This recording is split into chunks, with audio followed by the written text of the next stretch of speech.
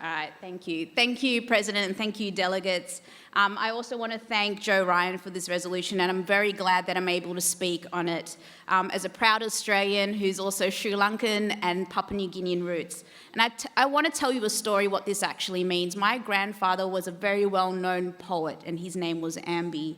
And he wrote a whole collection specifically for children called Lingering Memories. And it's basically verses about the Papua New Guinean history, leadership, landscape, written to show his true devotion and love for PNG, but also to remind the next generation of its history.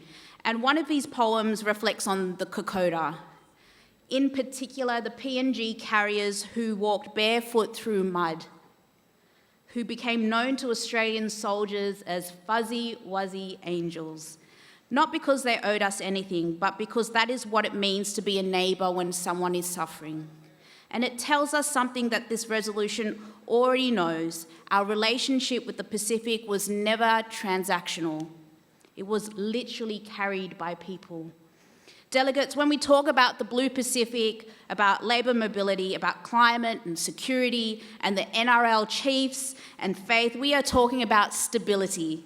This isn't a foreign policy vibe, and I think it's important to acknowledge that who we are as a country, a multicultural nation whose security has always depended on the strength of our friendships with other neighbours, not our neighbour by geography alone. It is our neighbour by values. I commend this to the floor.